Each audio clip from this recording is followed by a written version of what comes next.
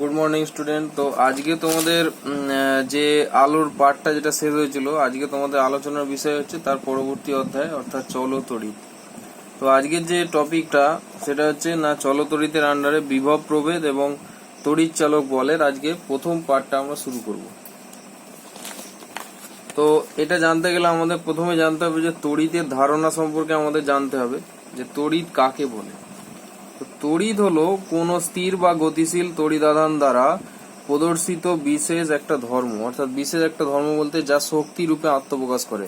তাহলে তড়িৎ হচ্ছে এক প্রকার শক্তি। আমরা জানি শক্তি সম্পর্কে আমরা ইতিমধ্যে অবগত আছি, যেমন আলোক একটা শক্তি আমরা অলরেডি পড়ে এসেছি।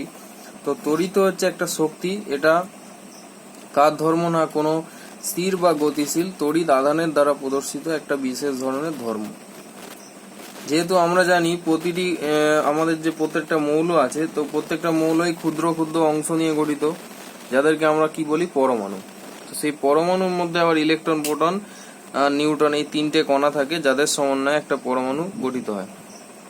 প্রকৃতপক্ষে কোনো পরমাণু আহিত হওয়ার মূল কারণই হলো তার মধ্যে ইলেকট্রনের ঘাটতি বা ইলেকট্রনের আধিক্য। অর্থাৎ কি না, কোনো পরমাণুতে আমরা জানি যে দুটো অংশ থাকে, একটা হচ্ছে তার কেন্দ্রে নিউক্লিয়াস আর একটা হচ্ছে তার বাইরে ইলেকট্রন মহল। তাহলে এখানে কেন্দ্রে নিউক্লিয়াসের মধ্যে যে দুটো কণা থাকে সেটা হচ্ছে প্রোটন এবং নিউট্রন, এবং বাইরে ইলেকট্রন মহলে যে কণাটা থাকে সেটা হচ্ছে কি না ইলেকট্রন। অর্থাৎ এখানে প্রথমেই যেটা আমরা জানবো সেটা হচ্ছে একটা পরমাণু যখন আয়নে রূপান্তরিত হয় তার প্রধান কারণই হচ্ছে কিন্তু এই ইলেকট্রনের ত্যাগ অথবা ইলেকট্রনের গুণ। অর্থাৎ বাইরে সব থেকে যে কক্ষটা থাকে ইলেকট্রনের, সেই কক্ষ থেকে যখন এক বা একাধিক ইলেকট্রন নির্গত হয় অথবা এক বা একাধিক ইলেকট্রন সংযুক্ত হয়, তখনই কিন্তু কোনো একটা পরমাণু তার নিস্তরিত অবস্থা ছেড়ে ধনাত্মক অথবা ঋণাত্মক আয়নে রূপান্তরিত হয়। তাহলে এই যে যতটা পরিমাণ ধনাত্মক বা ঋণাত্মক আয়নে রূপান্তরিত হলো সেটার জন্য দায়ী হচ্ছে কিন্তু এই ইলেকট্রন। তাহলে সরাসরি কিন্তু ইলেকট্রনের ঘাটতি বা ইলেকট্রনের আধিক্যের সঙ্গে এই আধানের একটা রূপান্তর আছে। অর্থাৎ আধান বলতে এখানে তড়িতের একটা কণাকে বোঝানো হচ্ছে, তড়িতের একটা এককও বলতে পারো আধানকে।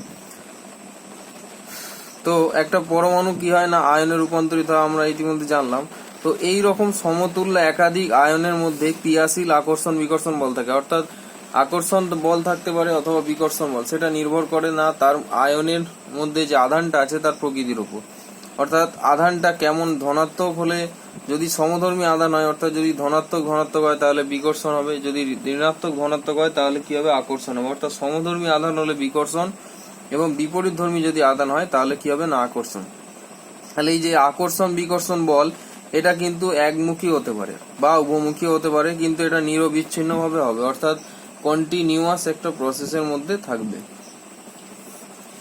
তো এই যে আমাদের যে এই যে আধানের যে আকর্ষণ এবং বিকর্ষণ বল, এটার জন্য সরাসরি দায়ী কিন্তু ইলেকট্রনের এই যে নিক্ষিপ্ত হওয়া বা ইলেকট্রন গ্রহীত হওয়া। অর্থাৎ ইলেকট্রন যখন নিক্ষিপ্ত হয় তখন ইলেকট্রনের স্থানের জায়গায় একটা ফাঁকা সৃষ্টি হয়, যেটাকে আমরা কি বলি ইলেকট্রন হোল। তাহলে ইলেকট্রন যে পথে নির্গত হয় তার ঠিক বিপরীত পথে ইলেকট্রনের সমতুল্য একটা আধান ওই ফাঁকা স্থানকে পূরণ করতে ছুটে আসে, যেটাকে আমরা কি বলি না পজিট্রন নামে আরেকটি কণা আছে, যেটার আধানের মান হচ্ছে ইলেকট্রনের সঙ্গে সমতুল্য, এবং এই আধানের গতিপথ হচ্ছে ইলেকট্রনের সম্পূর্ণ বিপরীত দিকে। অর্থাৎ ইলেকট্রন যেদিক থেকে যেদিকে প্রবাহিত হয়, ইলেকট্রনের সমধর্মী যে আধানটা পজিট্রন সেটা হচ্ছে তার বিপরীত দিকে প্রবাহিত হয়ে ইলেকট্রনের ঘাটতিকে পূরণ করে বা ইলেকট্রনের আধিক্যকে প্রতিস্থাপন করে। তাহলে এই যে ইলেকট্রনের সমধর্মী যে বিপরীত একটা কণা নির্গত হলো, যেটাকে পরবর্তীকালে ইলেকট্রন হোল বলে চিহ্নিত করা হয়েছে, তো এই কণাটাইকে আমরা কিন্তু সাধারণভাবে তড়িৎ হিসাবে চিহ্নিত করি। অর্থাৎ যার ধর্মটা হচ্ছে কি না ধনাত্মক প্রকৃতির হয়, যেটা ইলেকট্রনের ঘাটতির প্রভাবে সৃষ্টি হয়। তো এই তড়িৎ দু রকমের হতে পারে। তড়িৎ দু রকম বলতে কিরকম না, একটা তড়িৎ হচ্ছে স্থির তড়িৎ আর একটা হচ্ছে প্রবাহমান তড়িৎ। তো স্থির তড়িৎ আর প্রবাহমান তড়িতের নাম থেকেই বোঝা যাচ্ছে যে স্থির তড়িৎ মানে সেটা একটি স্থির স্থানে অবস্থান করে, এবং প্রবাহমান তড়িৎ মানে বিভিন্ন স্থানে গিয়ে ক্রিয়াশীল হয়। স্থির তড়িৎ কাকে বলে না, উৎপাদন স্থলে অর্থাৎ তড়িৎটা যেখানে উৎপাদিত হচ্ছে সেই উৎপত্তি স্থলে যে তড়িৎ ক্রিয়াশীল হয়, অর্থাৎ যে তড়িতের ক্রিয়া সীমাবদ্ধ থাকে তাকে আমরা কি বলছি না স্থির তড়িৎ।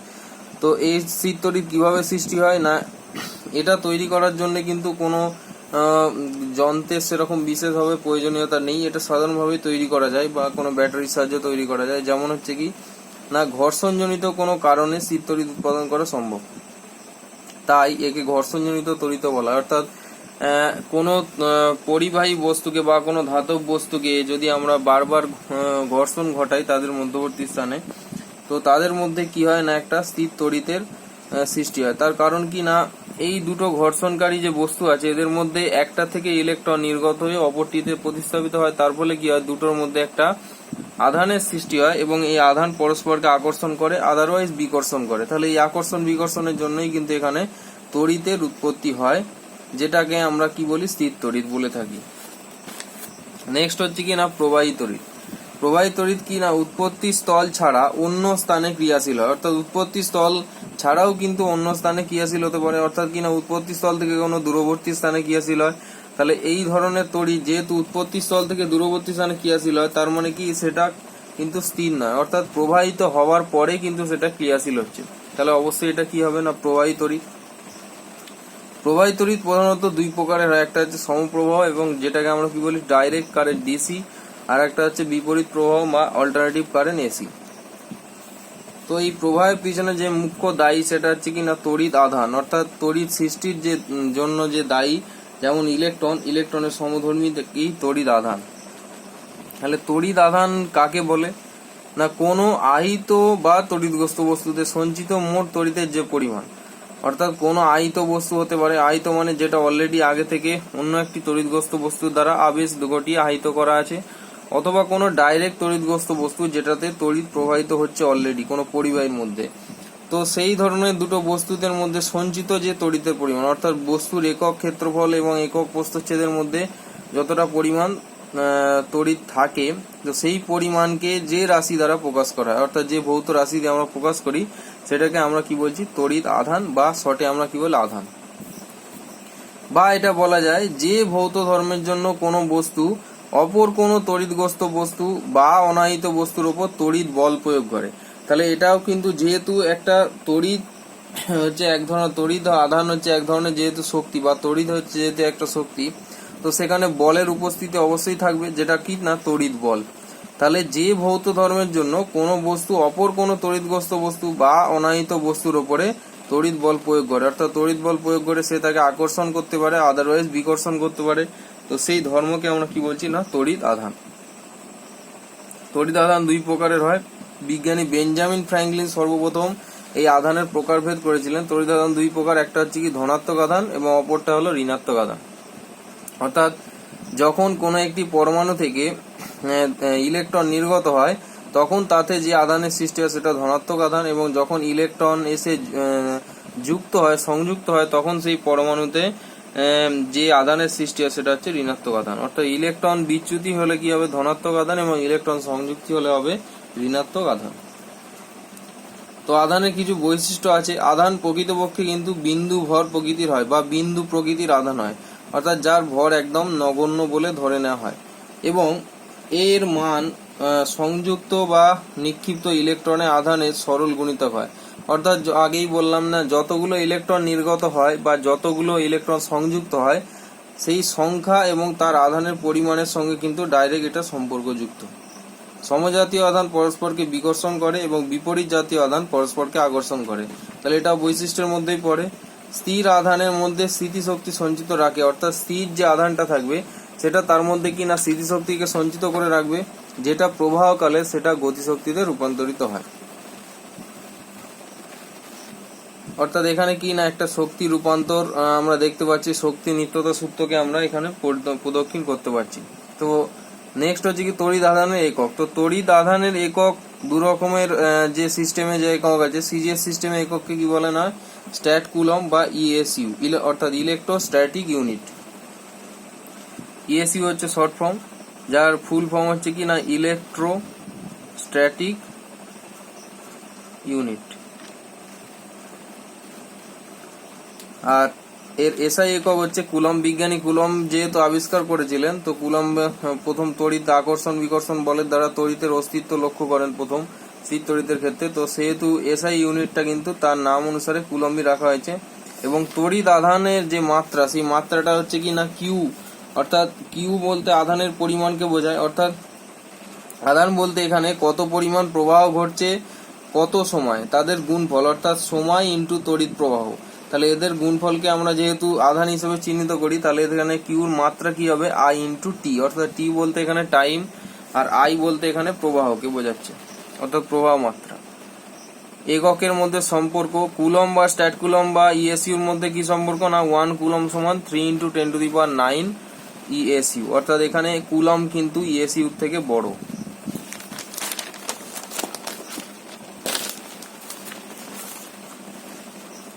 নেক্সট আমরা আরো কতগুলো আলোচনা করব, সেটা হচ্ছে কি না স্থির তড়িৎ বিজ্ঞানের মৌলিক সূত্র, অর্থাৎ স্থির তড়িৎ বিজ্ঞানের একটা সূত্র আছে যেটাকে আমরা মৌলিক সূত্র হিসেবে বিবেচনা করি, যেটা কি বলা আছে না সমজাতীয় আধান পরস্পরকে বিকর্ষণ করে এবং বিপরীত জাতীয় আধান পরস্পরকে আকর্ষণ করে।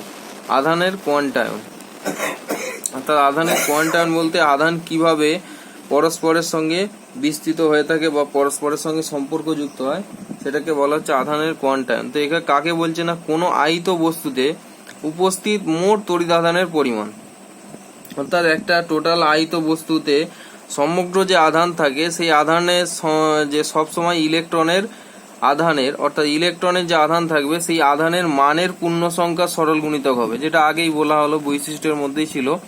এই ঘটনাকে বলা হচ্ছে কি না আধানের কোয়ান্টায়ন, অর্থাৎ একটা আহিত বস্তুতে সমগ্র যত পরিমাণ তড়িৎ আধান থাকবে সেটা সবসময় কি না তাতে সমগ্র যে ইলেকট্রন থাকবে তার আধানের সরল গুণিতক হিসেবে বিবেচনা করা হবে, এটাকেই বলা হচ্ছে কি না আধানের কোয়ান্টায়ন। সুতরাং ধরা যাক যদি একটা বস্তুতে মোট আধান থাকে কিউ, ক্যাপিটাল কিউ পরিমাণ যদি আধান থাকে, তাহলে সেক্ষেত্রে কিউ সমান কি হবে না এন ইন্টু ই, যেখানে ই হচ্ছে কি না ইলেকট্রনের আধানের মান, অর্থাৎ যেটা আমরা মান কত না 1.602 ইন্টু 10⁻⁻19 কুলম। তো এটা হচ্ছে একটা ইলেকট্রনের আধান, যদি ইলেকট্রন হয় তাহলে নেগেটিভ হবে, অর্থাৎ মাইনাস সাইন হবে। সেই জন্য এখানে ইলেকট্রনের সংখ্যার ক্ষেত্রে এখানে আমরা যে কোয়ান্টাম নাম্বারগুলো ব্যবহার করব সেগুলোতে 0, +-1, +-2 ইত্যাদি ইত্যাদি এন সংখ্যক পর্যন্ত থাকবে। তো এন হচ্ছে এখানে ইলেকট্রনের সংখ্যা, যেটা গুণিতকে প্রকাশ করতে আমাদের কাজে লাগবে।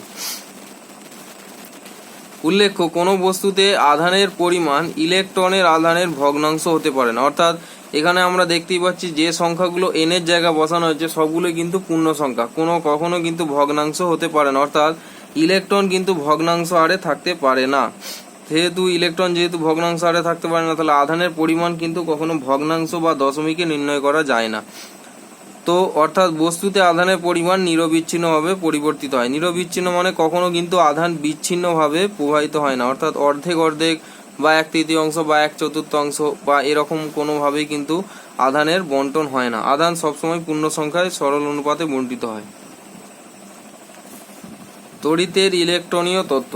তড়িতের ইলেকট্রনীয় তত্ত্বটা কি বলছে না স্বাভাবিক অবস্থায় পরমাণুর যে মোট আধান সেটা আমরা শূন্য হয় জানি।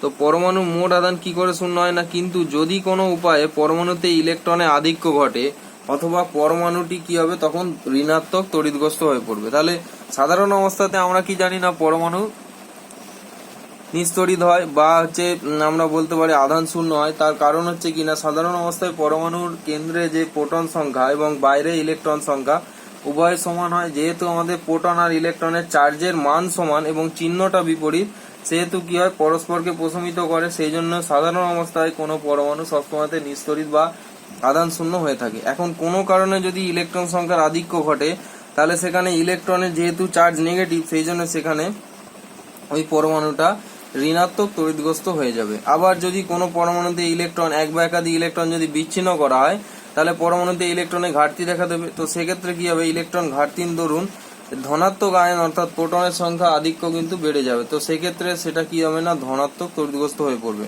তো এটাই হচ্ছে তড়িতের ইলেকট্রনীয় মতবাদ। এখান থেকে বিশেষ কতগুলো কথা উল্লেখ্য, যেটা হচ্ছে কি না তড়িৎ আধান একটি স্কেলার রাশি। তো তড়িৎ আধান কিন্তু কখনোই ভেক্টর রাশি নয়, কেবলমাত্র এটা মানের উপর নির্ভর করে। কখনো কোনো আধানের অভিমুখ থাকে না, প্রবাহমাত্রার অভিমুখ থাকে কিন্তু আধানের কোনো অভিমুখ নেই।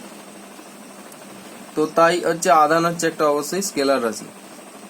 ফলে আধানের প্রকৃতি হলো সংযোজনশীল। অর্থাৎ সংযোজনশীল বলতে এখানে যে টোটাল আধানটা আমরা যদি সমগ্র বস্তুর ক্ষেত্রে মেজার করি সেটা সব সময় অসংখ্য বিন্দু আধানের সামগ্রিক যোগফলকে কিন্তু নির্দেশ করে। অর্থাৎ সব সময় আধান কিন্তু সংযোজনশীল। সুতরাং কোনো সংস্থার মোট আধান সংস্থাটির প্রতিটি আধানের বীজগাণিতিক যোগফলের সঙ্গে সমান হয়। অর্থাৎ একটা যদি আমরা সমগ্র বস্তুর ক্ষেত্রে মোট আধান বিচার করতে যাই, তাহলে ওই বস্তুটার প্রত্যেকটি বস্তু কণাতে যতগুলো আধান থাকবে সেই আধানের মোট যোগফলই হবে ওই বস্তুর সমগ্র আধানের মান। অর্থাৎ ধরা যাক যদি একটা বস্তুর সমগ্র আধানের মান কিউ, ক্যাপিটাল কিউ হয়, তাহলে প্রত্যেকটা কণা যদি এন সংখ্যক কণা থাকে তাহলে হবে কিউ ইজ ইকাল টু হবে Q1 plus Q2 plus Q3 dot dot dot Qn। অর্থাৎ এন সম কণা পর্যন্ত বীজগাণিতিক যোগফলের সঙ্গে কিন্তু মোট আধানের পরিমাণ সমান হবে। পরমাণু নিউক্লিয়াসে ক্রিয়াশীল অত্যন্ত শক্তিশালী নিউক্লিয় বল প্রোটনগুলিকে নিউক্লিয়াসের মধ্যে দৃঢ়ভাবে আবদ্ধ রাখে। তাহলে আমরা আগেই বললাম যে পরমাণুতে যে দুটো অংশ থাকে তার মধ্যে নিউক্লিয়াস হচ্ছে কেন্দ্রে থাকে। তো সেই নিউক্লিয়াসের মধ্যে যে দুটো কণা থাকে সেটা হচ্ছে কিনা নিউট্রন এবং প্রোটন।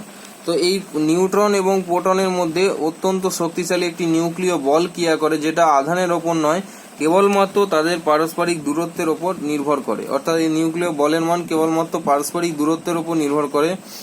তো এই কারণে নিউক্লিয় বল কিন্তু নিউক্লিয়াসের বাইরে কোনো অস্তিত্ব নেই, কেবলমাত্র নিউক্লিয়াসের মধ্যেই এর অস্তিত্ব আছে। এবং এই নিউক্লিয় বলের মান হচ্ছে পৃথিবীর মধ্যে সব থেকে শক্তিশালী বল।